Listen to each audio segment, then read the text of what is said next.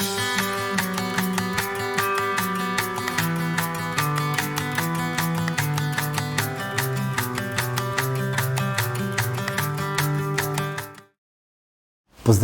na podcastu portala Ona odnosi. Danes sem zelo vesel, da gostimo Teo Bander Castro. Zaradi tega, ker tako kot veste, na portalu Ona odnosi imamo veliko enih tečajev, izobraževanj, imamo te podcaste in imamo tudi skupine. Za vse tiste, ki si želite boljše komunikacije, boljše odnose, ki si želite nekaj narediti na sebi. In Teja je v bistvu že posnela en tečaj, in sicer učinkovita komunikacija v medosebnih odnosih, in jo lahko danes malo spoznate in ste pol povabljeni tudi, da greste pogledati ta tečaj. Tako da danes bomo jo malo predstavili. Ona je klinična psihologinja, je psihoterapevtka, je mama 2 otrok, živi tudi še z možem pa s psom. Tako da bo danes malo več v bistvu povedala o sebi, še posebej jo zanimajo odnosi, komunikacija, malo bomo vprašali tudi o ADHD-ju, pa takih stvarih. Tako da Teja, a nam lahko še ti mogoče malo več poveš o sebi, tudi mogoče s poudarkom na to, kako so te sploh začeli zanimati odnosi, kako, ne vem, kdaj si se sploh odločila, da bi šla študirati psihologijo, tako, take teme. Najprej bi se zahvalila za povabilo. Pravzaprav, ko sem se vpisovala na fakulteto, pravzaprav nisem do zadnjega vedela, kam se bom vpisala. Nekako sem si predstavljala, da bom, ne vem, vpisala kakšno pravo ali kaj takega. Nisem imela kakšnih za medicino. Medicina me vseeno ni toliko zanimala. In sem potem, ko sem šla na posvet k šolski psihologinji, mi je malo predstavila, kako izgleda to pravo pri nas, ker to, kar mi vidimo na televiziji, pravzaprav je čisto drugače, kar se potem dogaja. Še v Ameriki ni tako, ne? Seveda, še tam ni tako. In mi je malo povedala, da pravzaprav, ker takrat sem že malo kolebala med psihologijo pa pravom, in mi je malo povedala, kako to pri nas gleda v naših sodnih dvoranah, da v resnici se sosedje kregajo med sabo za tisti meter površine, ki jih imajo zemlje, tako da in potem me je zelo hitro odvrnila od tega. Tako da je bila pač druga opcija psihologija. Je pa, vem, da takrat, zdaj se ne spomnim, po moje je bil to že 4. letnik, je pa prišla tudi ena klinična psihologinja se predstaviti. Torej, kakšen je potek študija, pa potem tudi, kako ta specializacija poteka. No in takrat, sicer sploh ne vem zakaj, ampak me je to zelo privlačilo, me je to zelo pritegnilo. In tudi, ko sem se vpisala na študij, sem videla, da je bila to dobra odločitev, sem se hitro našla tam. In pa tudi potem pač po koncu študija, ko smo seveda začeli iskati službe, je sicer bilo zelo težko dobiti takrat tudi specializacijo, oziroma takrat je sploh težko bilo dobiti službo, ker to je bilo ravno začetek tiste ekonomske krize. 2008, tako. Tako da sem pač pristala najprej v šolstvu, potem sem šla v socialo delati, potem sem pa prišla v zdravstvo in po nekaj časa, ko je tudi ta kriza nekako minila in ko so se začeli v naši državi malo bolj zavedati, kako je pomembno duševno zdravje, in so tudi omogočili več specializacij, sem pa potem tudi še to zaključila. Tudi klinično? Tako je, tudi klinično psihologijo. Se pravi, bolj je bila ta klinična psihologinja, ki je prišla kot gostja predstaviti poklic, je bolj vplivala na te kot recimo kakšna profesorica psihologije na gimnaziji? Naša profesorica psihologije na gimnaziji nas je želela, 2 sva bili, torej jaz pa še ena moja sošolka, ki sva se zanimali za ta študij, nas je želela odvrniti od tega študija. Kakšen poseben razlog bil? Ona je sicer rekla, kar je pač v resnici res, da pač sam študij psihologije v resnici ti ne da tistega, zaradi česar si šel študirati psihologijo. Bolj teoretično znanje rabiš pa. Tako se mi zdi, da vsakega psihologa, ki sem srečal, tako, če je bil pošten, je rekel, super je študij psihologije, res ogromno teoretičnega znanja da, ampak potem, ko zaključim, čutim, da rabim še nekaj več, da lahko delam z ljudmi, da ni dovolj. In verjetno je Točno na to referirala. Tako, ja. Ogromno nekih teorij, mogoče niti ne toliko, zdaj ne vem, kako je trenutno, ampak takrat, kadar sem jaz študirala, so bile te teorije tako še dosti iz preteklosti, ni bilo nekega posodobljenega znanja. In pa ogromno statistike, raziskav. Mislim, na psihologiji te naučijo statistiko, te naučijo, kako pripraviti raziskavo, kako jo speljati in kako napisati članek oziroma poročilo. SPSS pa se obvlada. Tako. Razumem. A pa se ti zdaj, tudi ko imaš svoje otroke, se ti zdi, da učitelji pa vseeno zelo veliko vplivajo na to, katera tema je otroku blizu, kater poklic ga tudi zanima? Ali se ti zdi, da ne toliko? Spet odvisno od učitelja. Od učitelja pa od otroka tudi. Moji otroci so še premajhni, da bi se o tem pogovarjali, o poklicu, oziroma na katero šolo se vpisati za naprej. Kar imam pa tako izkušen z delom z otroki, v zasebni praksi in v javnem sektorju, je pa spet zelo odvisno od posameznega učitelja. Ok. Se pravi, pol si šla dosti hitro na to klinično psihologijo, oziroma dosti hitro pač potem, ko si delala nekaj časa v Ne, sociali? sploh ne. Pravzaprav jaz sem, jaz sem imela že, mislim, da 7-8 let delovne dobe, potem, ko sem šla na specializacijo. Ok. Potem pa še vedenjsko-kognitivna terapija, oziroma zakonska družinska terapija še. Kdaj pa to prišlo zanimanje? Pravzaprav ravno z tega vidika, ker ni bilo takoj za dobiti službe. Po zaključku diplome sem malo razmišljala, da bi se mogoče še na kakšen magisterij vpisala. Takrat smo imeli še tisti star magisterij, tako znanstveni, po starem sistemu. In na psihologijo nisem želela iti, ker to so bili isti profesori, približno iste vsebine sem že več ali manj poznala, sem že približno vedela, kaj me čaka. Jaz sem želela iti nekam, kjer bo neka dodatna vrednost. Mogoče sem se takrat tudi malo več mogoče zanimala tudi za to raziskovanje, so bile tudi te opcije, v smislu, da bi šlo, ne vem, mislim, da so bili neki magisteriji tudi na to temo, da se gre prav, da se poglobi te znanja iz statistike. Takrat je pa tudi že nekaj let je pa ta študij obstajal, zakonske družinske terapije. Mislim, da je bilo takrat samo ta magisterij znanosti, pa doktorat, pa specializacija je bila takrat. Torej sam ti 2-letni plus potem še dodatno programi. Tako je bilo, In sem se dobro pozanimala, ker vseeno nisem poznala zelo dobro področja, sem pa poznala kakšnega psihologa, ki je že šel skozi ta program, pa so bili zelo zadovoljni, tudi zelo sem se pozanimala, da ni bilo vseeno meni, jaz imam rada, če so kakšni programi ali pa znanja, da so takšni, da niso preveč obarvani ideološko, kakorkoli že, tako da sem res se pozanimala, da zdaj ni tukaj nekih verskih vsebin. Če je teološka fakulteta zadaj. Tako, da ni zdaj, da ni ta psihoterapija, da je res znanost. Tako, da je res znanost, da ne temelji na nekih verskih vsebinah. In kolikor sem dobila informacij, so mi povedali, da to ni, da seveda temelji popolnoma na znanosti in tudi res je. Lahko potrdiš. Lahko potrdim. Jaz sem bila zelo zadovoljna, ker pravzaprav smo zelo veliko enega sodobnega znanja dobili, ker ga jaz mogoče prej na psihologiji nisem ga niti pogrešala, ker nisem vedela, da obstaja.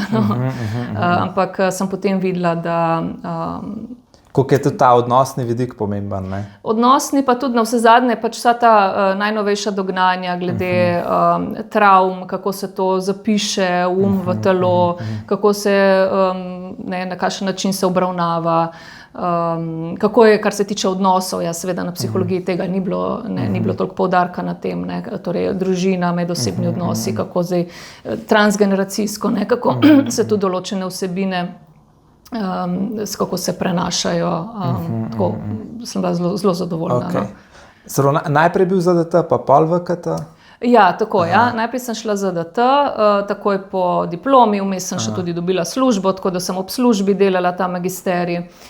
V VKT vedensko-kognitivno terapijo sem se pa potem malo kasneje vpisala, ker sem tudi videla, pravzaprav, da ko sem delala v zdravstvu, v javnem sektorju, in tudi sama specializacija je terjala od mene, pač, da se naučim nekega pristopa, ki bo dokaj hiter, učinkovit, ki bo lahko pomagal nekemu širšemu spektru pacientov, in se je nekako ta vedensko-kognitivna terapija se je zdela kot pač najbolj primerna. Ja, in se je tudi potrdila potem? Ja, seveda. Ker verjetno je za način ZDT-ja pa vseeno premalo časa v zdravstvu. Ja, in tudi, dobro, sicer individualno načeloma se lahko dela tudi po tem konceptu.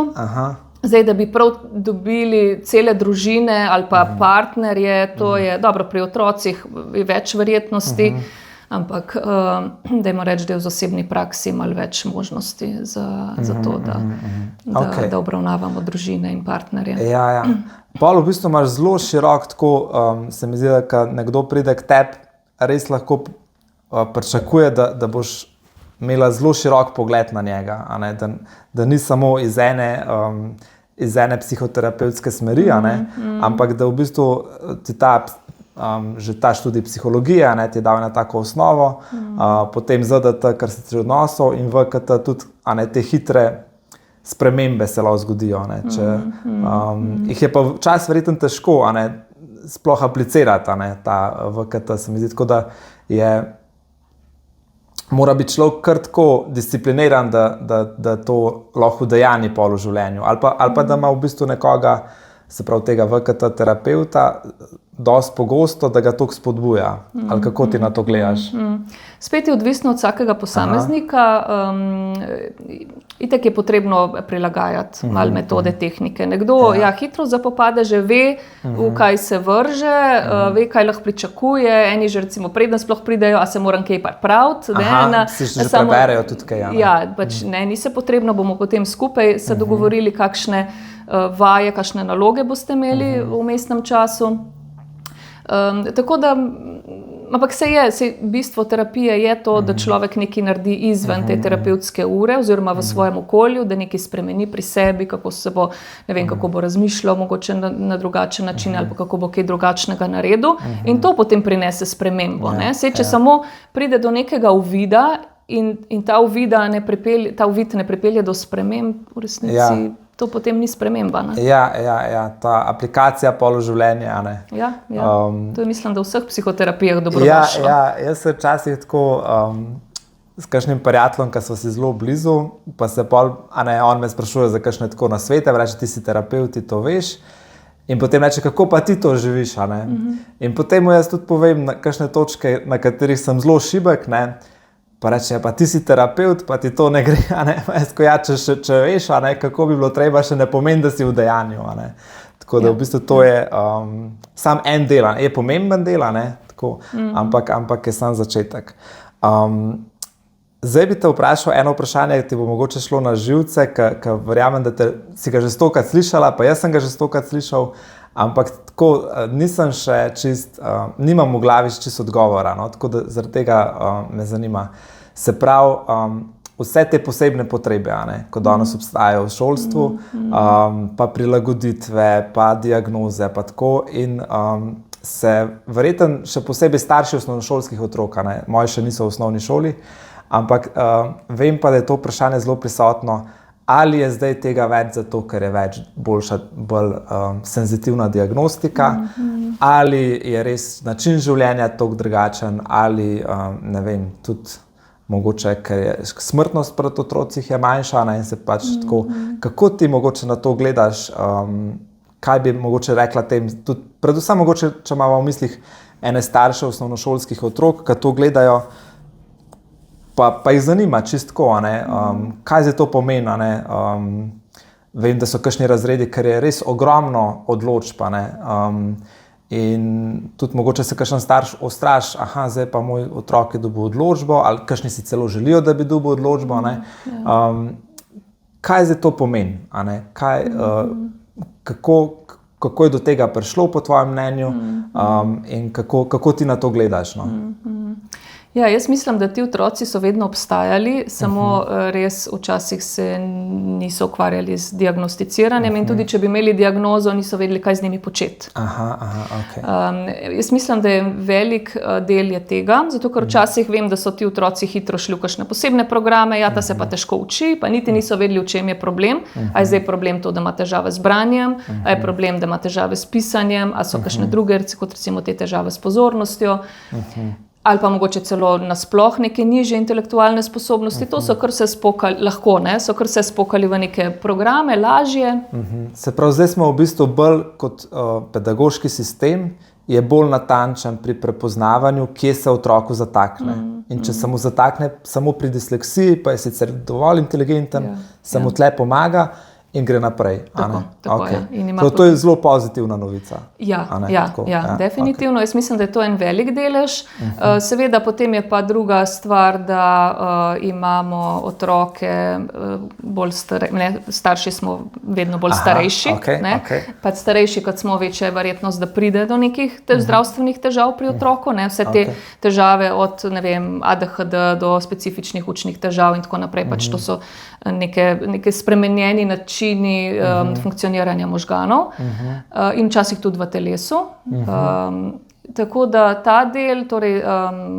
A mogoče veš tukaj, a je to, recimo, če vzamemo matero, ker verjetno predvsem od starosti mame je mogoče še malo bolj odvisen? Mogoče malo bolj, ni pa tudi očeta za izvzet. Ni za zanemarjati? In če rečemo, a je pomembna predvsem starost matere pri prvem otroku ali tudi sicer? Zdaj to čisto točno ne bi vedela. Se vem, da je zelo vseeno. Zdaj, če je mama prvič stara, 40 let, pri prvem otroku je že je določeno tveganje prisotno. Tveganje je večje, tako. Se pravi, to je en vidik? Umetne oploditve. Nimam sicer, obstajajo dokazi ali ne, ampak v praksi pa dostikrat vidimo, da otroci, ki so bili umetno oplojeni, da jih več srečamo. Ne vem pa zdaj, koliko je to statistično, a je zdaj to res ali ne. To je pač ta klinična izkušnja, ki sem jo jaz imela, pa nisem edina. Smo se pač tudi s kolegi že o tem pogovarjali, da je tega veliko. Tako kot si že rekel, veliko otrok več preživi pri rojstvu, ob rojstvu, zaradi pač napredka medicine. Te otroci, ki danes preživijo 10-20 let nazaj, marsikdo ne bi. Marsikdo ne bi. Če pogledamo, da se rodijo v 25 tednih gestacije, recimo, takšni se rodijo. Vse te operacije, inkubatorji in tako. Tako, pa tudi enostavno pač nerazvitost otroka ali pa neke mogoče poškodbe možganov ob rojstvu ali pa neke možganske kapi, karkoli se lahko zaplete. Tako da to vse vpliva in taki otroci ponavadi imajo vsaj neko motnjo pozornosti. Se pravi, a je pozornost tle večji del teh posebnih potreb? Se pravi, težave, ki se nanašajo na tak ali pa drugačen način na pozornost? Ja, je pač motnja pozornosti, kot je pač ena diagnoza, je ena motnja. So pa seveda, je pa lahko tudi del ostalih. Je pa res precej pogosta, če pogledamo. Sicer procentualno pravijo različno, deva reči okrog 5%, več dečkov manj deklic, oziroma več dečke se prej prepozna zaradi tega, ker so ponavadi bolj hiperaktivni. Deklice imajo ponavadi bolj samo težave s pozornostjo, pa so potem take tihe, mirne, zasanjane, ne delajo težav, po domače in se jih potem spregleda. Tako da, ampak če pogledamo nekje 5% v populaciji, je tega kar veliko. Dajva zdaj, sam, ker sem se glih nekaj spomnil, en ekskurs narediti, pa se bo vrnila nazaj to temo, ampak si omenila dečke pa deklice. Dostikrat slišimo, da v bistvu naš, recimo, če vzamemo evropski ali pa ta zahodni šolski sistem, da v bistvu ni prijazen do dečkov. Da v bistvu je kar narejen za deklice, da v bistvu dečki težko sedijo, težko so toliko primer, tudi tudi v bistvu uspeh je slabši, tako čisto statistično.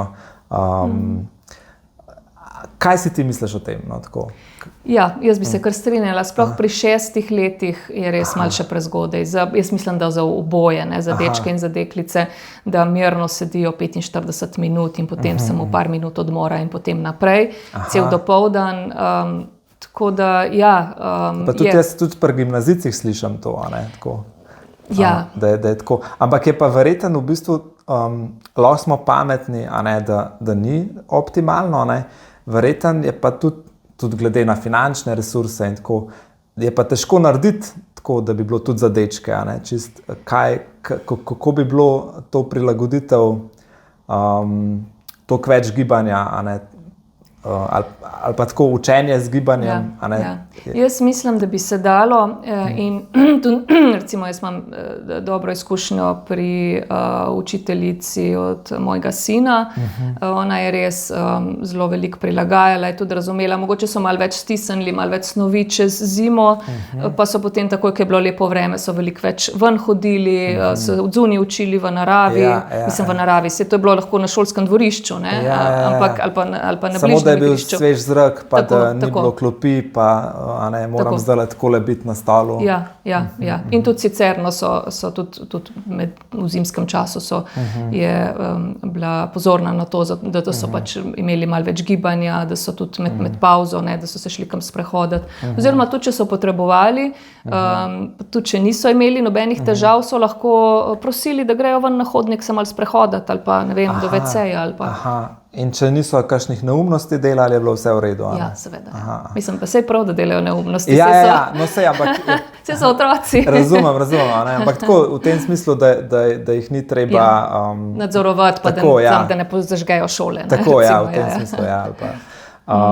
Ja, to se strinjam. Jaz sem bil vzgojitelj v dijaškem domu 3 leta in sem tudi eno generacijo pol dobil, sem jih tudi malo spodbujal k neumnostim, ker so bili že, v bistvu tisto leto je bil vpis na to šolo tako visok prag je bilo treba preseči, da so prišli v bistvu sami res odličnjaki, zelo sposobni.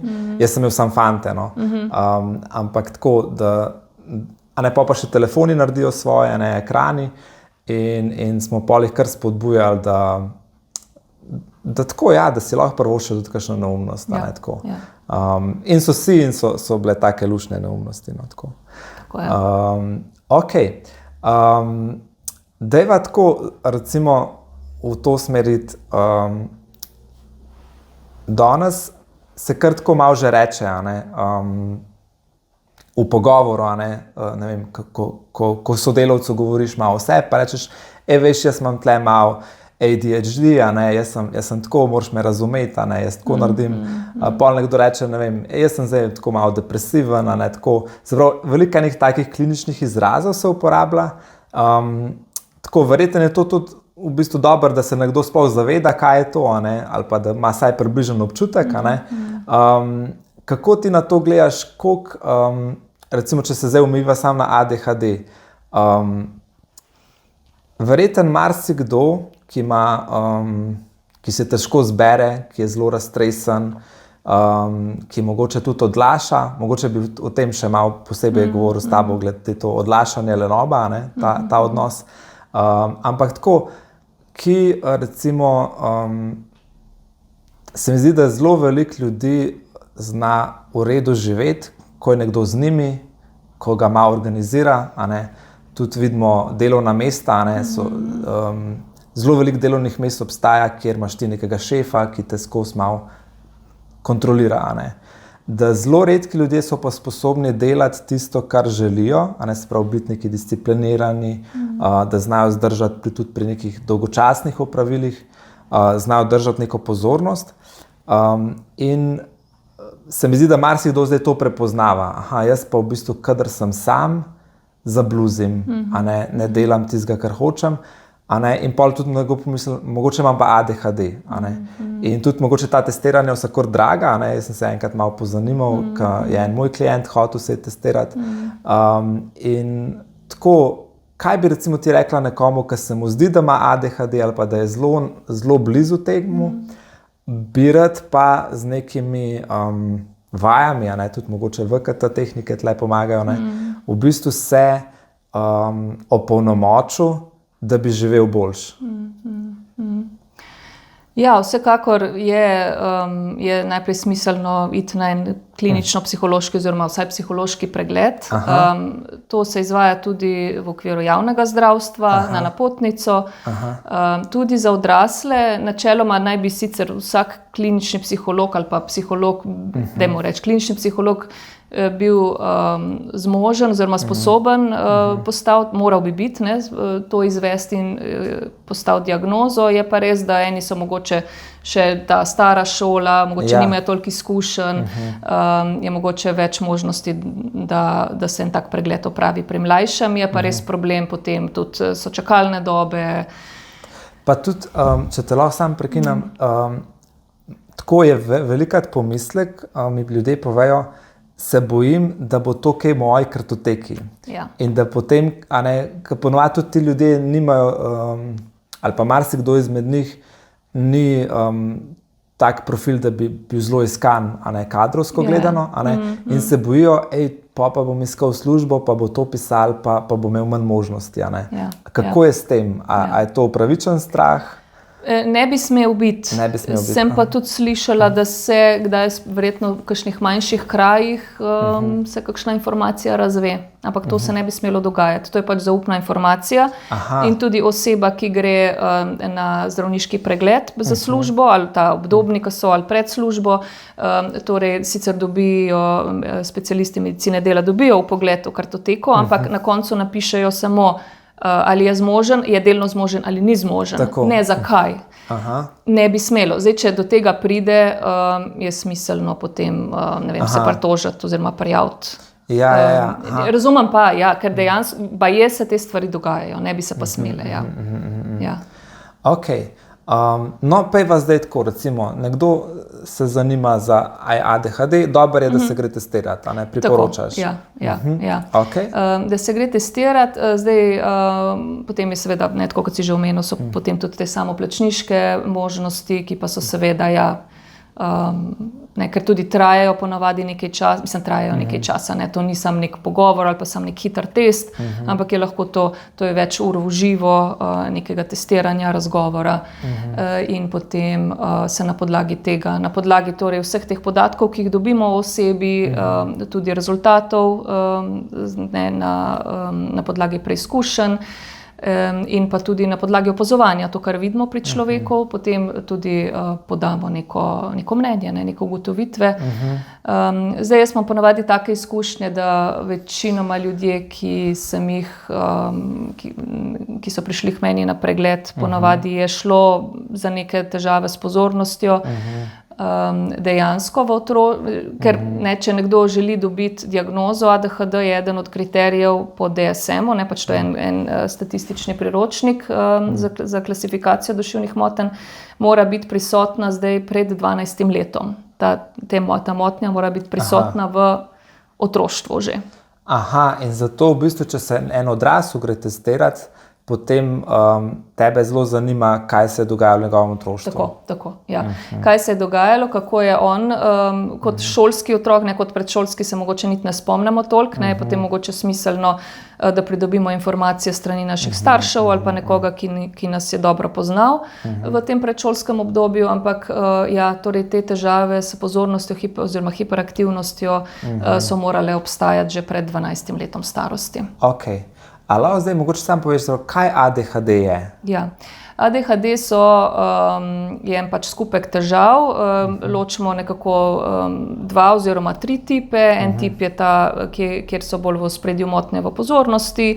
To je recimo za te otroke oziroma odrasle je to značilno, da so ali zelo sanjarijo, zelo veliko, zelo hitro skrenejo iz nekega, imajo neko temo, pa potem hitro razmišljajo o nečem drugem, težko sledijo nekim navodilom, težko si zapomnijo, kaj so drugi rekli, težko tudi razumejo navodila, sploh če so ta navodila malo bolj kompleksna, potem pozabljajo stvari, hitro pozabijo neke svojo lastnino, ključe, denarnice, mobitele in tako naprej, šolske potrebščine. hitro jih nekaj zmoti, recimo, kadar nekaj delajo, vsak šum ali pa mogoče tudi misel, ni nujno, ne, da je samo nekaj zunaj, lahko je tudi znotraj. Hitro jih se ta njihov miselni tok recimo spelje drugam. Potem ta drugi tip je bolj ta hiperaktiven, to so te otroci, ki zelo veliko skačejo, tečejo, ne morejo biti pri miru, ne morejo sedeti pri miru, ne morejo stati v vrsti pri miru, oziroma ne počakati sploh v vrsti drugim, ne vem, se vpletajo v igro, skočijo k njim, ne, razderajo njihovo, ne vem, nekaj, kar so sestavili. In v preteklosti so ti otroci verjetno zelo velikih slišali, da so moralno slabi, da so neuvidevni, da so nepotrpežljivi, da niso ponižni. V resnici pa v bistvu niso zmogli se zadržati. Tukaj je v glavnem in pri teh težavah s pozornostjo in teh težavah s tem, da ne zmorejo biti kolikor toliko primerov za otroke, je to, da se ne zmorejo ustaviti, ni brems, ni tistih zavor, možgani nimajo zavore, ker pozornost kar gre po svoje in tudi gibanje kar gre po svoje. Bistveno je to, da ni zavor. Misli kar grejo ena za drugo in ne morejo ostati pri eni temi. Tako, recimo, ali pa ne zmorejo dokončati naloge od začetka do konca, kar zajadrajo vmes, ali pa ne zmorejo, mogoče zaradi tega, ker ne zmorejo sedeti pri miru.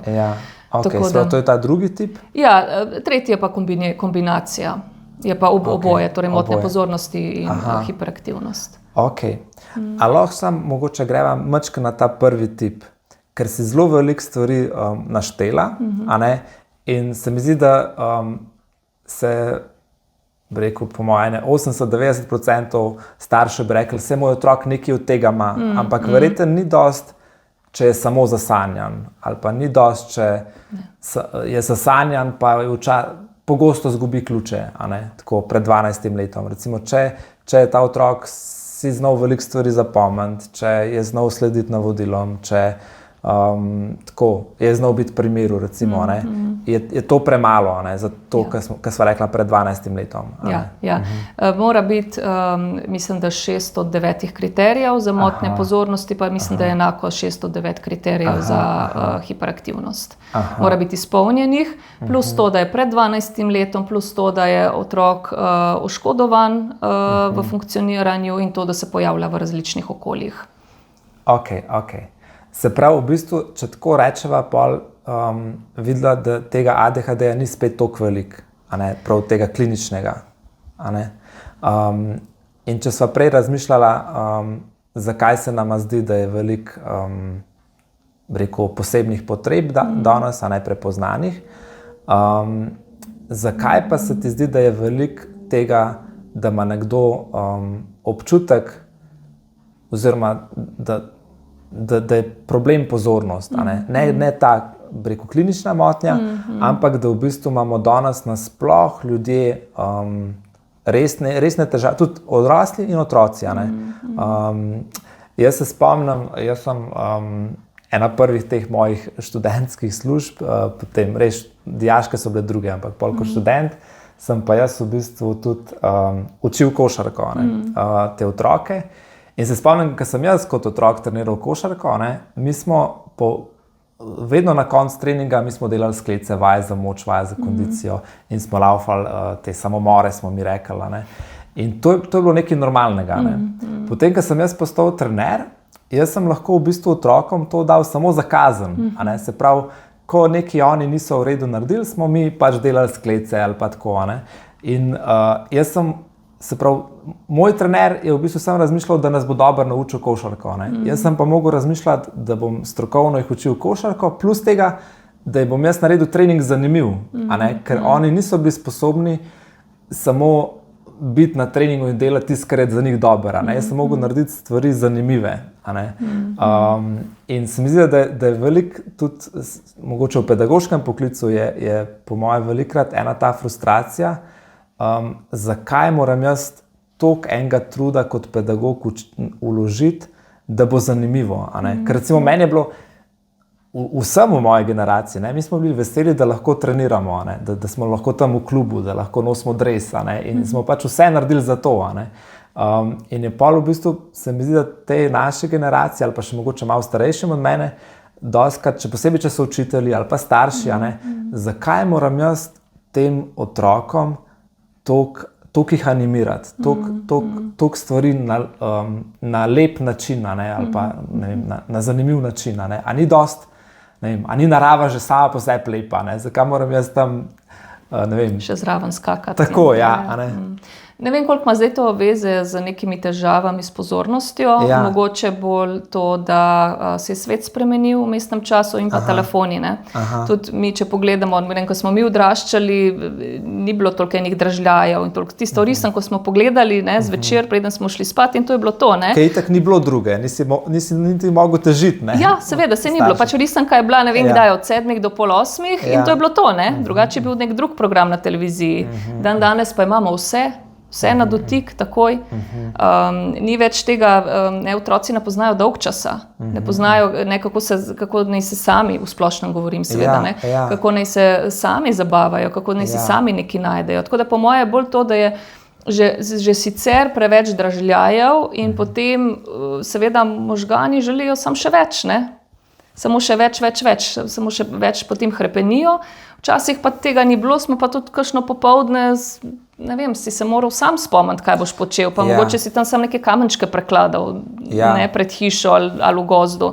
Pa je bilo to, pa je bilo potem, ko si šel na košarko in se nekdo ukvarjal s tabo in te animiral, wow. Ja, to je bil dogodek. Ja, seveda, zdaj pa to. Se spomnim, da je ta Garry Kasparov, ki je najboljših šahistov v zgodovini, je rekel, jaz sem zato toliko dober v šahu, ker mi nič drugega nismo imeli.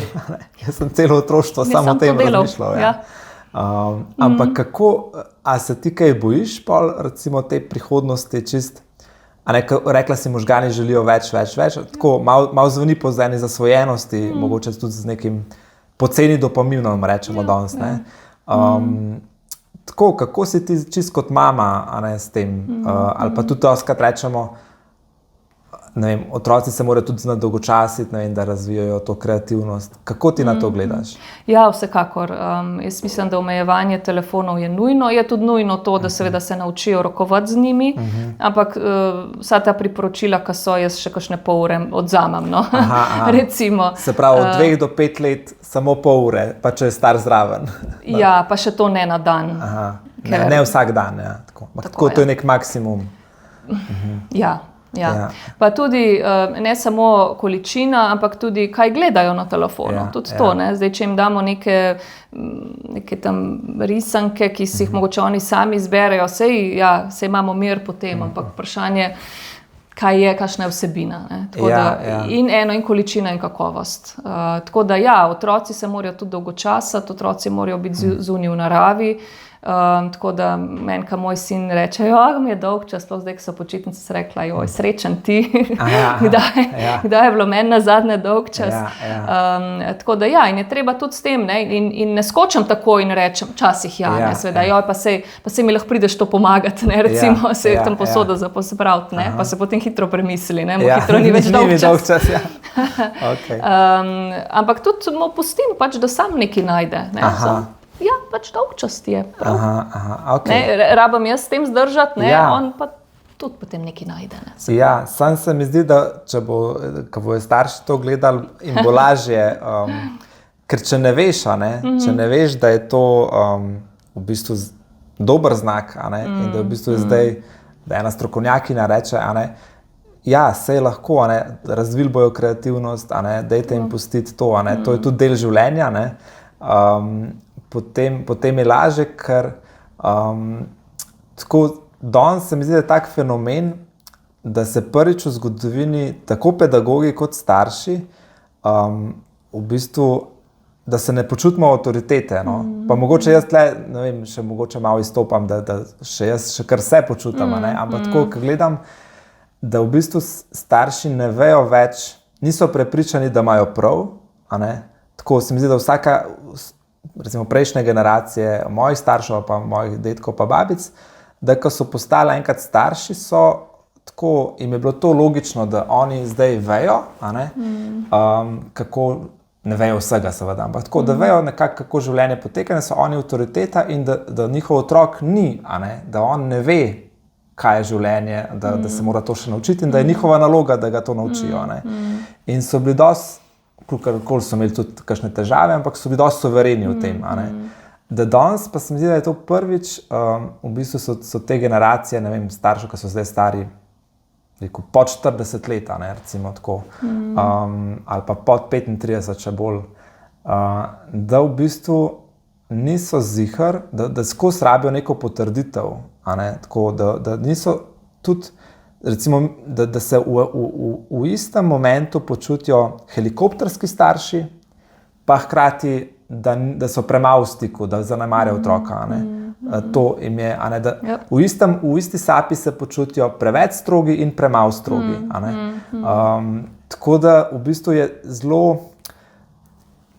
ja, je dobrodošlo, da ti kaj poveš, a ne, ampak hkrati pa tudi se mi zdi, da je tako tudi toliko enih, to mi tudi klienti povejo, ne, toliko enih navodil je, da se v bistvu več ne znajdejo. Ne.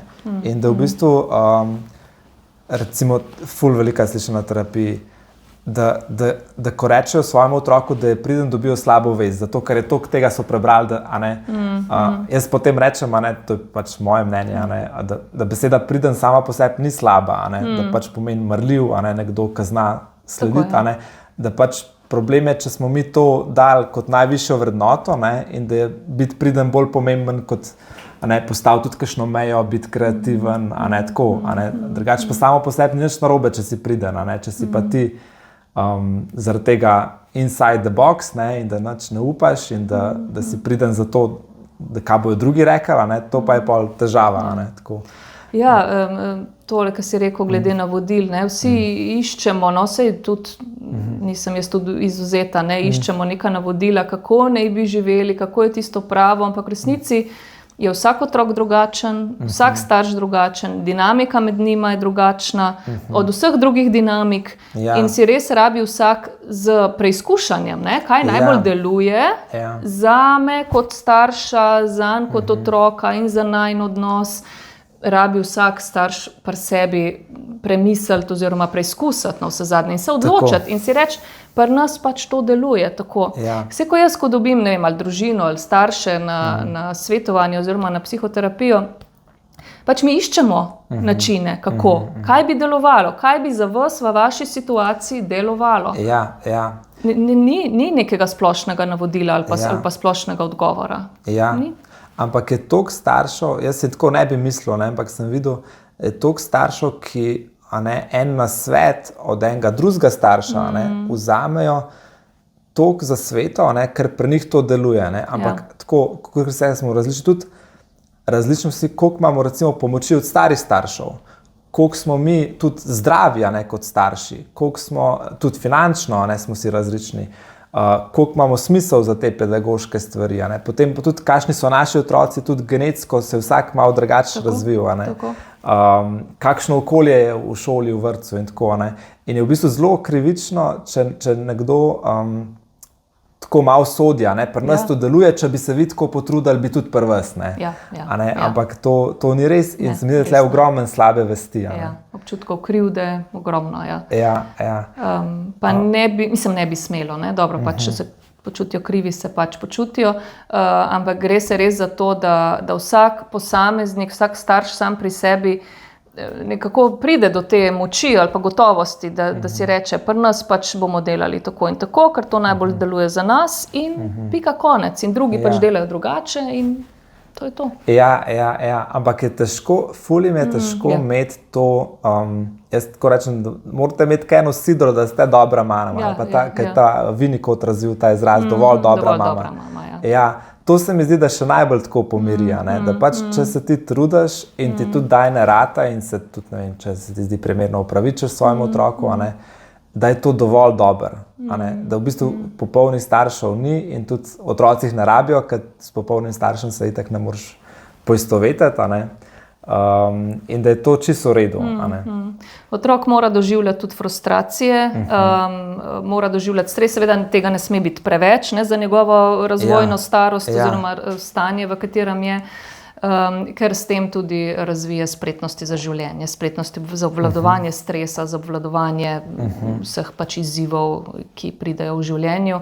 Tako da popolnosti seveda ni dovolj dobra, jaz ne bi rekla samo mama, ampak dovolj dobra starša, ker pač vse se mi zdi, da je preveč nekega fokusa na mame, ne, že od tega, ko so mame noseče, morajo zelo paziti, da ne bojo preveč stresa, ker na to vse vpliva na otroka in tako naprej. Tako da začnemo s temi občutki, ne, vzbujati občutke krivde že zelo zgodaj, oziroma še prej, ne, že preden zanosiš, moraš paziti, ker to bo vse vplivalo na otroka, ne, in se potem mariniramo v teh občutkih krivde, predvsem mame, in je tega vsekakor je preveč in pravzaprav nobenemu ne koristi, ker v resnici smo potem sam zaradi tega še bolj v stresu, ker imamo občutke krivde, kaj vse delamo narobe in kaj smo vse mi povzročili.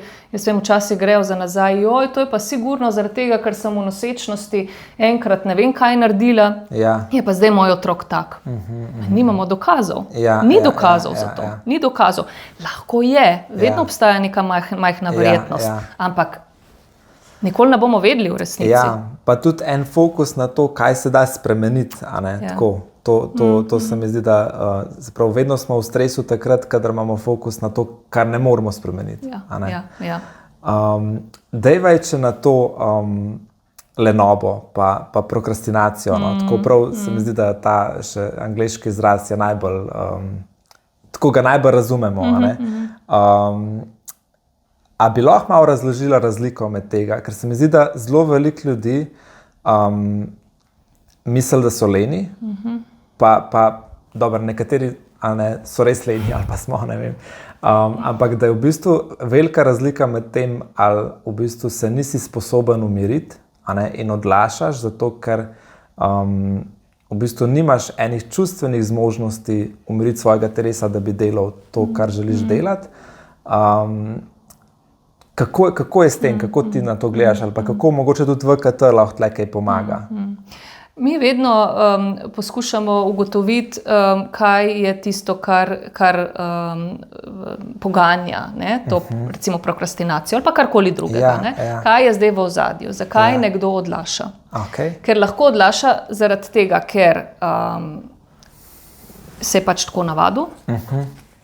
Enostavno, da ima pač toliko dobre sposobnosti, da je vedno vse delal v zadnji moment in mu je vedno uspelo, kar je bila potrditev, nagrada, jaz pa to zmorem, in se je pač tako naučil skozi življenje in je to pač nek vedenjski vzorec. Lahko je to. Čeprav je v bistvu verjetno zelo veliko krivde doživljal vmes.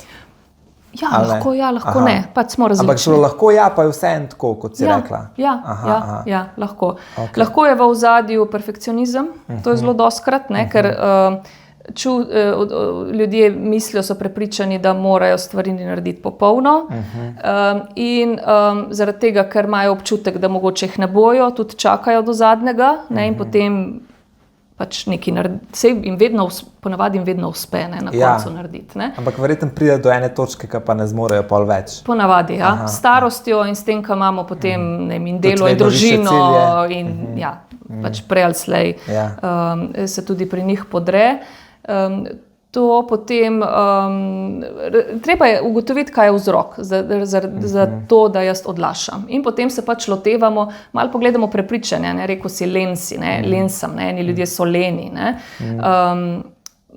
To je pač neko prepričanje o sebi, mi rečemo temu VKT bazično prepričanje, temeljno prepričanje, ki, seveda v določenem procentu verjetno je realno, ne vem, koliko zdaj to komu koristi, tudi če je to res, ampak večina ljudi pa je razvila to prepričanje zaradi tega, ali so dobivali kakšna sporočila, ali pa so pač sami prišli, oziroma ponavadi je kombinacija.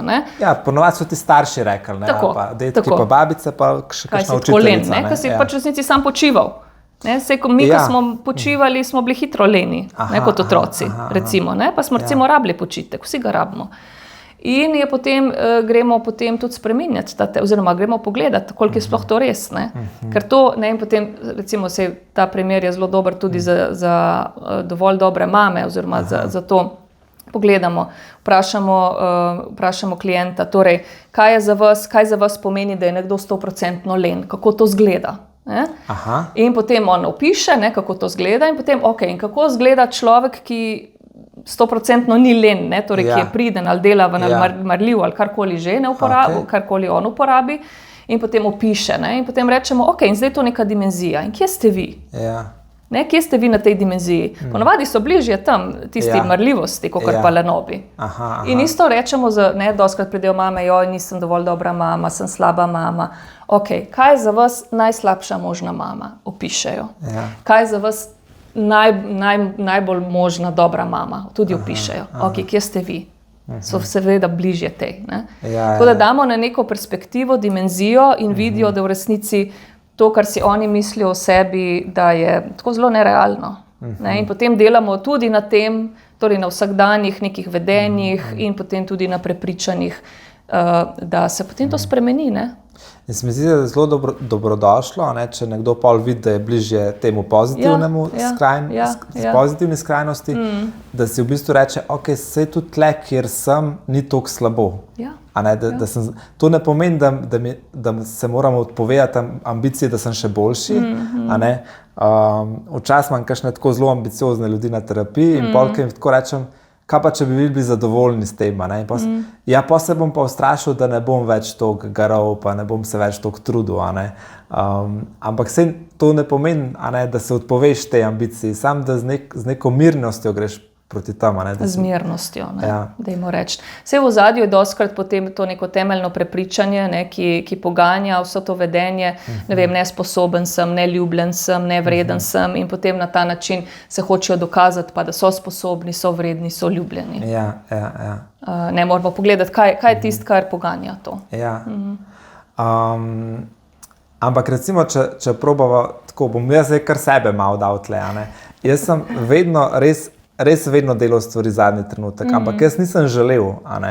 Jaz sem bil skozi v stresu, recimo posebej seminarske ali pa se domačega branja itak nisem bral. Ampak tako posebej seminarske naloge. To mi je res in meni je to toliko enega stresa povzročalo in jaz sem želel se vršiti v seminarsko nalogo, želel sem jo dobro narediti, ampak dejansko nisem mogel se spraviti. In skozi sem tako, ti si len. Tako, kako lahko en tak človek reče, zdaj bom pa jaz to drugače. Kakšna orodja lahko ima, da bi spremenil, da bi mu uspel delati to, kar si želi delati. Vedno si uspel, ne? Velikrat sem, ampak pa sem pa prišel tudi do točk, ko mi pa ni več uspevalo, oziroma pač začel se je tako, da ne vem, če je bila do polnoči treba oddati, sem jaz pol enih poslal na mail, pa je bilo še v redu, ali pa pol sem, ne vem, ob 7 zjutraj. Pa se je pa tudi dogajalo, da nisem poslal en dan, pa 2 dni, pa potem že tudi do 14 dni. In se je pol tudi dogajalo, da so bile kakšne resne posledice zaradi tega. Se pravi, da sem jaz mogel v bistvu, zaradi tega, ker nisem tiste seminarske oddav, mogel veliko več drugih stvari narediti. In v bistvu me še vedno ni izučilo. Tako kot, ali pa recimo imel sem potem zamujanjem, ful velike težave in potem to tudi veliko ljudi, ki zamuja, si misli, sej, ko me bo pa enkrat to stalo, ko mi bojo pa od plače malo odbili ali pa ne vem kaj, potem pa bom se potrudil. Ampak se mi zdi, da saj, kakor imam jaz tako stik z ljudmi, da ni tako, da v bistvu tudi, ko tebe že to udari po žepu, da v bistvu še vedno ne moreš spremeniti tega vzorca. Tudi poznam eno bivšo sodelavko, tako res krasna vzgojiteljica v dijaškem domu, tako res top of the top, ampak tako recimo tudi osebnostno raste, tako mama večjih otrok, ampak v bistvu zamujanja se pa tako ne more znebiti. Tako, kaj, se mi zdi, da VKT ima tle veliko enih takih idej, kako lahko to malo, že s tem recimo, kar si rekla, ta mindset, da greš iz enega fiksnega mindseta, jaz sem pač tak pa tak, v en tak fleksibilen. Kako vi do tega postopate? Zelo na različne načine, vedno je treba ugotoviti, kaj je v ozadju. Torej, pogledamo tudi, recimo, kako sploh zgleda urnik nekoga. Lahko, da pač nekdo nima časa in zato dela stvari vse zadnji moment. Recimo, pa je mogoče potrebno urnik ali pa razbremeniti ga, ali pa urnik spremeniti, reorganizirati. Potem je potrebno pogledati, kakšne misli ima nekdo o sebi. Zdaj, če si nekdo ves čas govori, len sem, kako sem len, groza, len sem. Verjetno ne bo nič boljš zaradi tega, ampak je treba mogoče si kaj drugega govoriti, ali pa neke samo inštrukcije rečemo, da si, zdaj imam pa še 3 dni do deadlinea, a bi že zdaj začel nek načrt imeti prej, in pa tudi sam sebi dejansko neke inštrukcije, navodila dajati. Saj to ni lahko spremeniti, ker mi smo navajeni na nek določen način funkcionirati celo življenje pač. In potem spremeniti naše, kakor toliko, vse so fleksibilni možgani, ampak je zelo težko jih spreminjati v odraslosti. In terja veliko truda, to ni preprosto. In tudi ni nekega navodila, nekega enostavnega ali pa splošnega, ki bi deloval za vse. Pa verjetno ne gre čez noč, ne? Ne. Meseci, leta. Ok. Dajva še to pogledati, recimo ADHD, če se vrneva, ker sva govorili o otrocih. Verjetno imaš pa veliko primerov tudi, ko se to zgodi staršu. Se pravi, tle en tak šok mogoče za partnerstvo, tudi za celo družino. Kako tle se ta dinamika zgodi? Predvsem velikokrat, ko sva ravno govorila o razlogih, zakaj imamo toliko ADHD-ja in tudi ostalih pač teh razvojno-nevroloških težav, kot jim rečemo, zakaj jih je več v sedanjosti. Dejansko v preteklosti tega niso diagnosticirali in tudi dostikrat starši, ko dobi njihov otrok diagnozo, začnejo, oziroma ko vidijo že prej svojega otroka, rečejo, saj jaz sem bil isti. In potem na podlagi tega grejo tudi oni dostikrat v neko raziskovanje, nekateri, ali sami pri sebi raziskujejo, ali pa dejansko grejo po neko uradno diagnozo, zaradi tega, da so pomirjeni, da razumejo sami sebe, da tudi za nazaj, torej nisem bil jaz poreden in tako naprej, ampak sem imel enake težave, kot jih ima zdaj moj otrok. Ker pač ADHD je večinoma pač zelo visoko genetsko nasičena motnja, torej se deduje v kar zelo velikem procentu. In potem si predstavljate to dinamiko. Starš ima že te težave, kako se neke stvari zorganizirati, kako biti mogoče pozoren, ene stvari narediti od začetka do konca, ima še takšnega otroka. To so potem v teh družinah je kar dostikrat kaos. Dostikrat kaos, ker imata včasih celo oba dva starša, se ugotovi, recimo, da imata tudi ADHD nediagnosticiran ali pa mogoče so dobili diagnozo v odraslosti.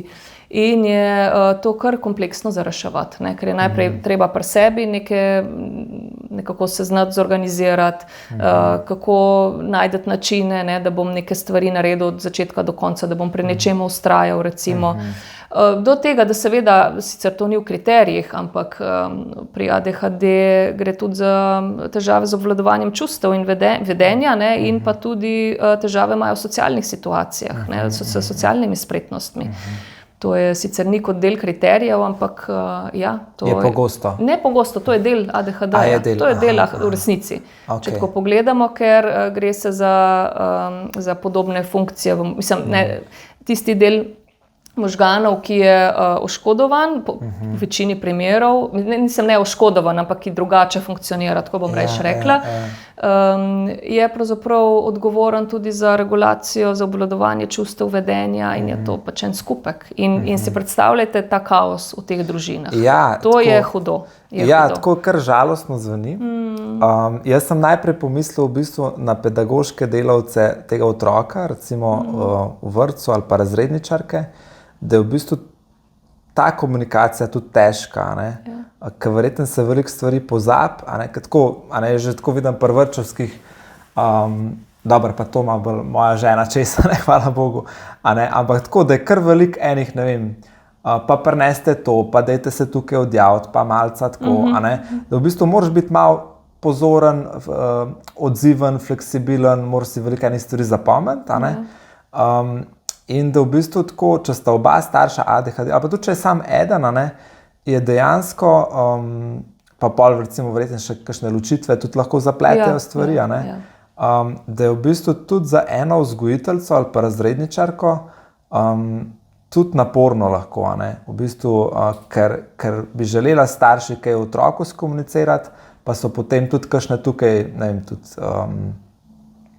v bistvu tak starš ima nek handicap tle, in hvala Bogu, če ve, da se lahko prilagodi. Imajo recimo, če je samo en starš, recimo, da dava zdaj hipotetično situacijo, recimo, da je oče ima ADHD, pa recimo še sin, a je potem velik pritisk na to mamo, v smislu, da se počuti, da ima pol ona še tega partnerja, da je kot otrok njen. Ker se itak veliko mam tako počutno, ampak tlej pa je verjetno še posebej. Ja. In tudi nasploh, kar opažam pri starših otrok s posebnimi potrebami, je velike neizgorelosti. Ogromno neke izgorelosti, ker to je stres dan na dan, to se ne neha. Sploh, če še mogoče se na partnerko ne morem zanesti 100%, dosti, veliko je tudi ločitev, enostavno ne zdržijo družine tega pritiska. Se pravi, v bistvu tudi, če je samo otrok ADHD, praviš, če te prav razumem, da je v bistvu za starša, tudi če nimata teh težav, sta v bistvu pod velikim pritiskom prav za izgorelost tudi. Ja. Ker je v bistvu moraš toliko več energije dati v otroka. Ja. To je konstantno, veste, to je konstantno potrebno držati pravila, držati meje, stalno opozarjati, mislim stalno, pač večino časa ne usmerjati, tako da to je, a veste, vi se ne morete, tak starš se ne mora sprostiti. A so kakšna leta, tako če rečemo, manj, tako splošno, se vem, da vsak drugačen, ampak a so kakšna otrokova leta, bi rekel, milejša, čisto iz vidika energije, ki jo starš vloži? Mislim, če ima otrok ADHD, sploh če je tudi hiperaktiven, je to se mogoče šele ampak ponovadi se šele v odraslosti mal umirijo. V smislu, sicer se ta zunanji nemir se preseli znotraj, se zelo veliko z neko tesnobnostjo srečujejo, ali pa tako nek noter jim takole ves čas nekaj dela. Je pa potem v odraslosti tako, da so že marsikaj lahko že zaradi ADHD in zaradi vseh teh odzivov in zaradi vseh teh neuspehov že potem lahko razvijajo tudi kakšne depresivne motnje, anksiozne motnje in tako naprej. Torej, tudi odvisnosti so bolj pogoste pri osebah z ADHD. Jaz si tako predstavljam, da je v bistvu zelo intenzivno obdobje, celo otroštvo. Ja, celo otroštvo, Za vse tri, očeta, mama in otroka, pa verjetno tudi za sorojence. In potem, ko si omenila anksioznost, se mi zdi, da anksioznost se velikokrat pojavi po nekem intenzivnem obdobju. Mislim, da zdaj je bilo glih konec šole, in tudi tako na terapijah tako opažamo, da velikokrat v bistvu pridejo ali maturanti, so glih naredili maturo, ali pa študenti, ki so glih kar diplomirali. In to ponovadi pridejo odličnjaki, se pravi tisti, ki ima 10 ali pa 5 v srednji šoli, in rečejo, jaz sem odpisal maturo, ampak jaz se še kar ne morem sprostiti. Tako, v bistvu tako, da šele takrat je mogoče telo sploh lahko začutilo, koliko je enega strahu, koliko je ene nervoze, koliko je ene živčnosti. Prej je telo v stresu, ki ga pravzaprav potrebuje. Pač telo takrat v tistem, kadar smo pred neko nalogo, seveda potrebujemo več energije, zato se tudi vsi ti fiziološki procesi zgodijo, torej smo bolj, hitreje dihamo, potem srce nam bolj bije, ravno zaradi tega, da več hrane pride do mišic, bolj smo napeti, ker pač potrebuje telo več energije. Če to načeloma bi po koncu stres, po koncu neke naloge, nekega pritiska bi se telo moralo vrniti, ne, v neko ravnovesje.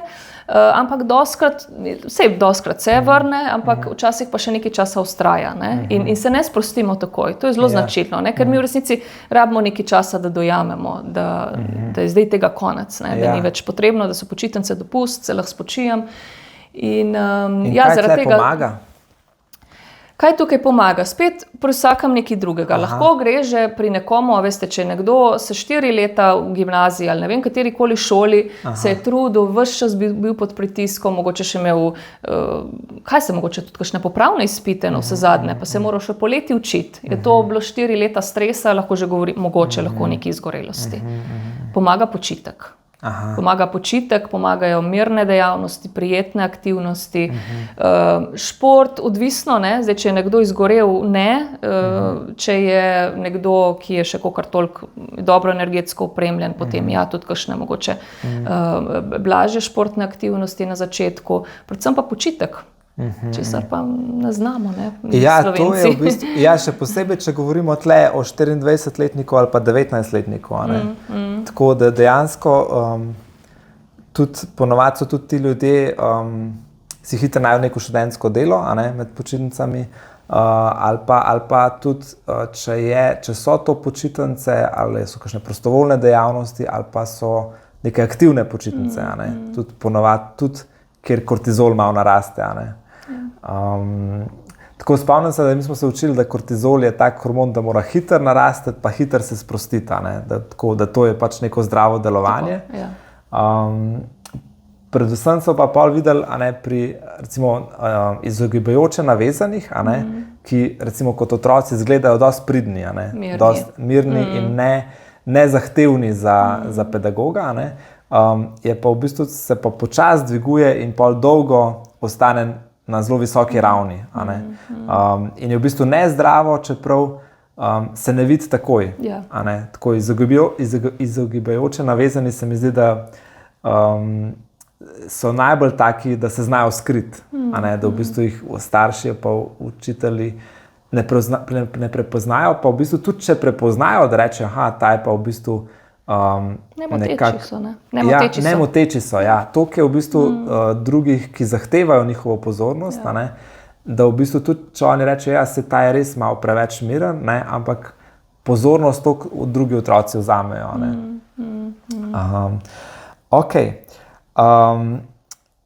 Govorila sem malo o tem, kako lahko se nekdo znajde, ki mogoče tudi, recimo zdaj že po najnem pogovoru, lahko že tudi ve, da nima ADHD-ja, ampak da pač ima pa recimo težave s pozornostjo, kar se mi zdi, da je zelo splošno v tem svetu. Pa sva govorila, kako si lahko pomagamo tukaj. Mogoče, če bi tukaj še nekaj dodala, ker sva govorila, ti telefoni oziroma te monitorji, seveda pač to, kar preživljamo čas pred ekrani, pred toliko dražljaji, sigurno vpliva na to, na te težave s pozornostjo. Je pa res, da vedno, kadar smo v neki čustveni vznemirjenosti, to vpliva na našo pozornost. V resnici. Vedno, kadar smo na nek način vznemirjeni, lahko smo tudi v pozitivnem smislu, lahko smo tudi zelo veseli, pa zelo srečni, to vpliva na pozornost je prva, torej to vzdrževanje pozornosti je prva sposobnost, ki je oškodovana v resnici, kadar se nam nekaj dogaja v življenju. Ali nek stres, ali neko vznemirjanje. Tako da ni zdaj vsaka, seveda, tam ne vem, kje vse na TikToku in na Instagramu, ne vem, kje vse, seveda vsi govorijo samo o tem ADHD-ju. Ja, seveda, pri marsikomu ni bil prepoznan in je fajn, da je smiselno, da se tudi diagnosticira, prepozna, sploh če ima težave zaradi tega. Ni pa, se pravi, mi imamo težave s pozornostjo zelo hitro kot posamezniki in moramo pogledati zdaj, kaj je v ozadju, kaj je spet tisti problem.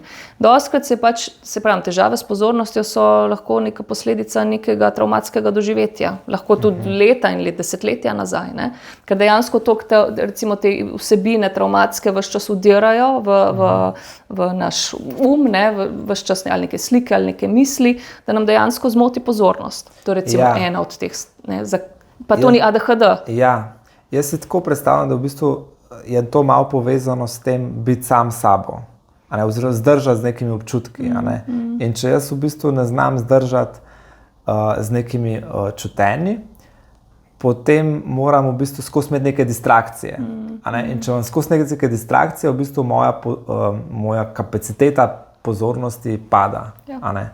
Tako, in se mi zdi, da pač bojo pa nagrajevani v prihodnosti predvsem poklici, kjer bojo ljudje sposobni zelo velike te prav, kako rečemo, ofenzivne pozornosti. Se pravi, mi smo zelo zdaj tako defenzivno pozorni, se pravi, da se odzivamo, ampak glih tisti ljudje, ki pa ne bodo povprečni v tem smislu, ker to povprečje pada, mislim, ta kapaciteta pozornosti, če se tako izrazim, pada, ampak ko pa je nekdo sposoben enega flova v delu, se pravi, da pade noter, da je sposoben, ne vem, recimo sam brati knjigo 5 ur ali pa sam pisati nekaj 5 ur ali pa samo neko dejavnost, ki je lahko tudi malo dolgočasna, kjer te nobene spodbuja, kjer te nobena animira, bojo verjetno ti poklici cenjeni.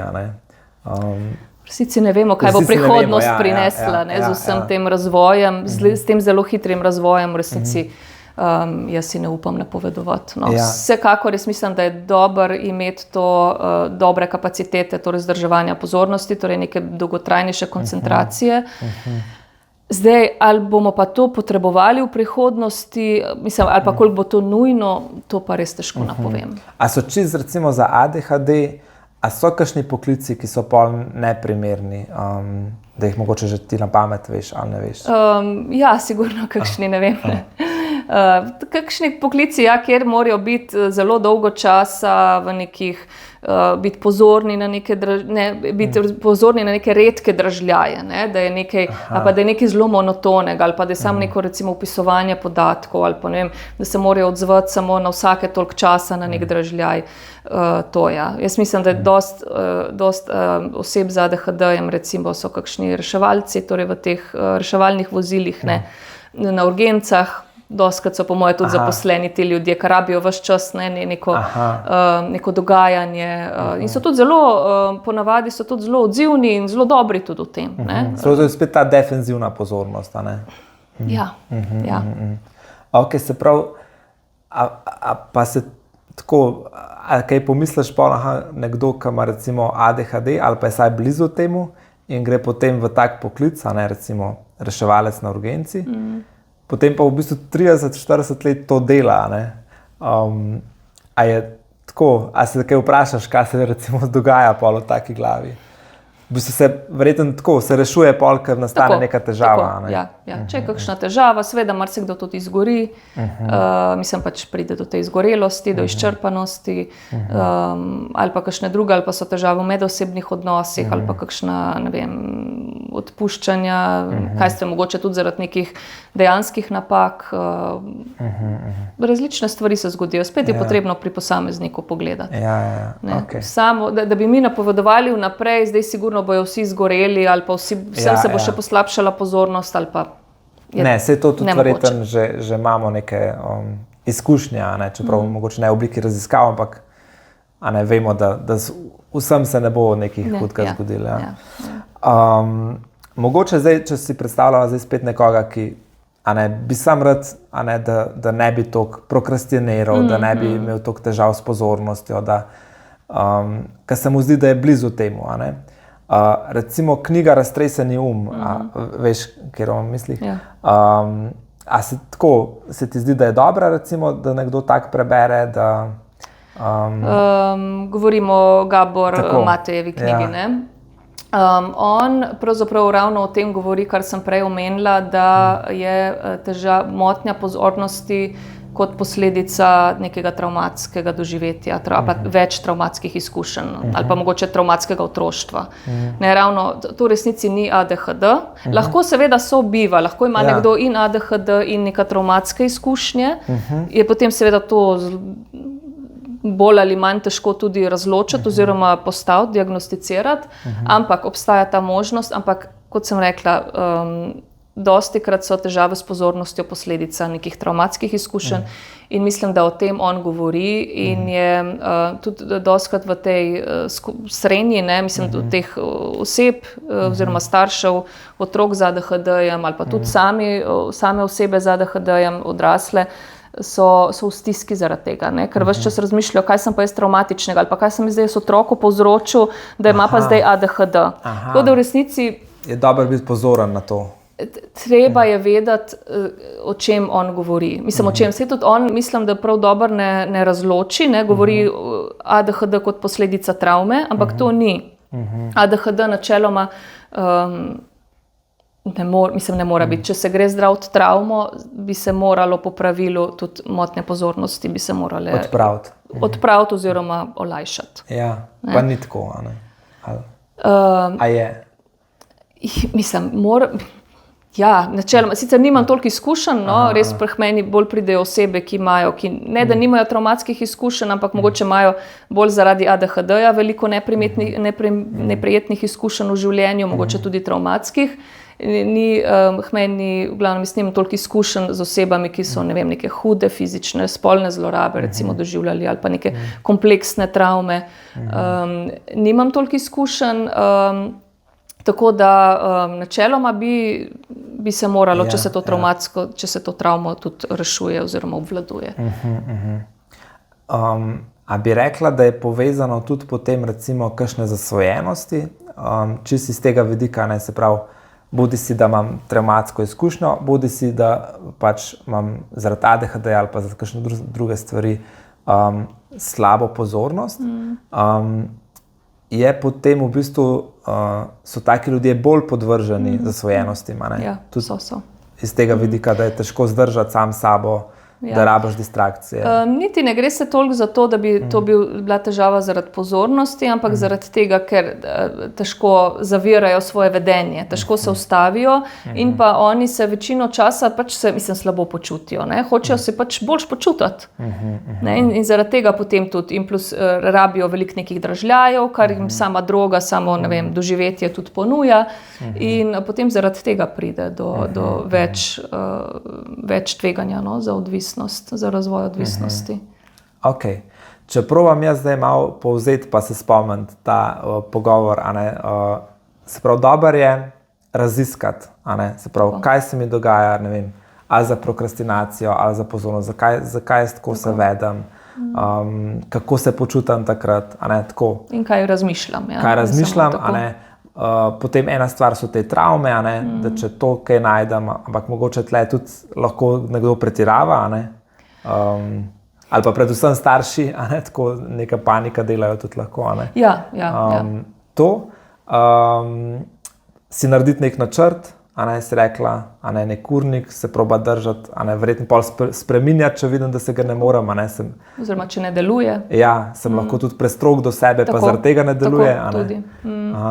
Okay. Smiselno je spremembe uvajati počasi in ena za drugo.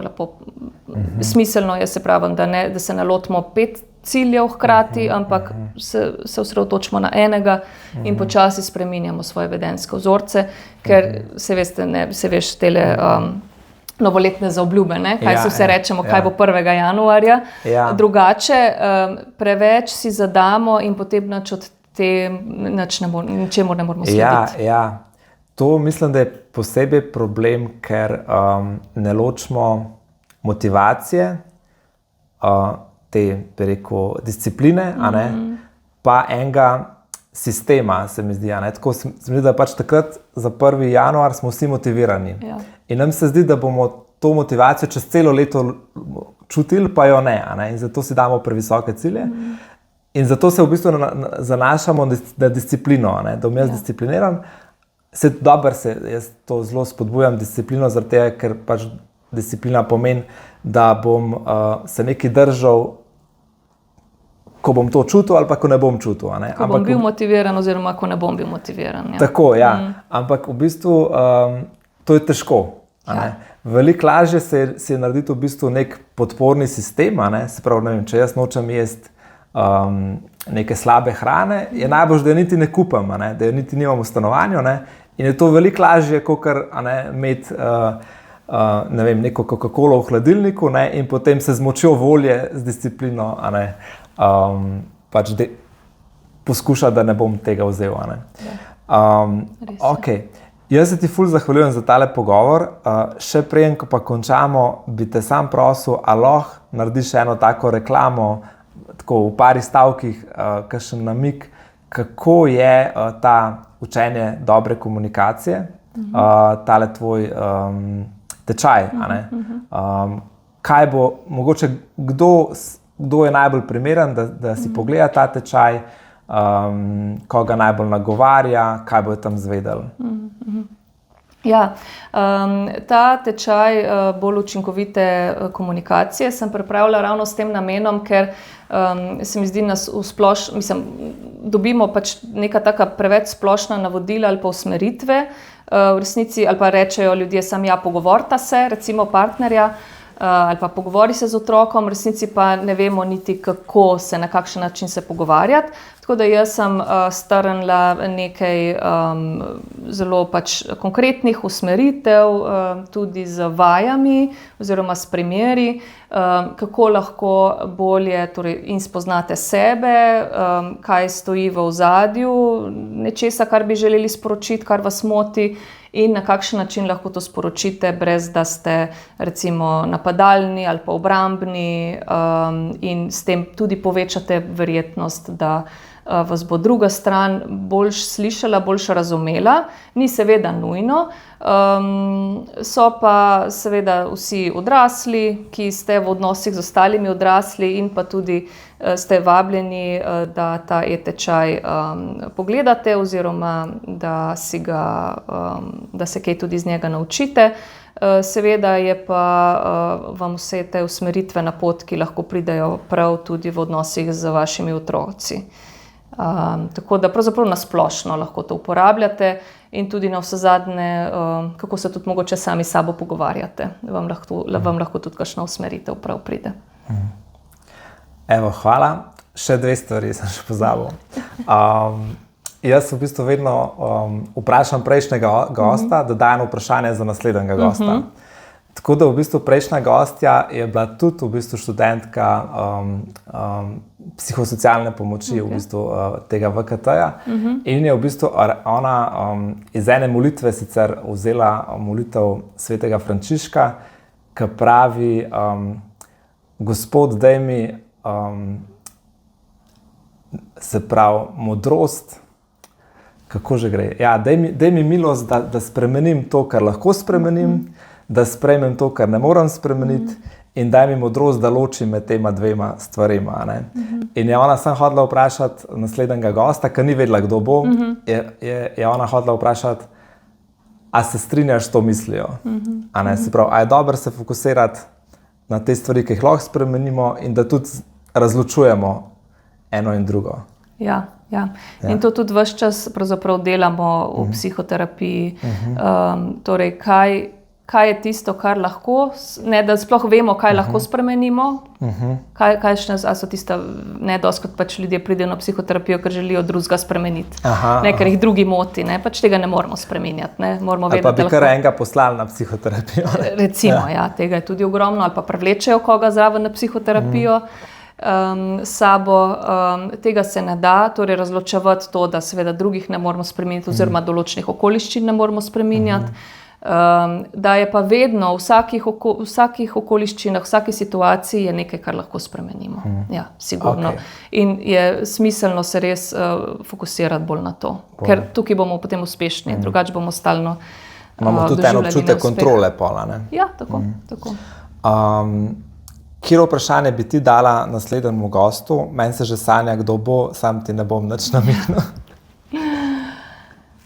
Katero vprašanje? To je mišljeno karkoli. Karkoli, ja.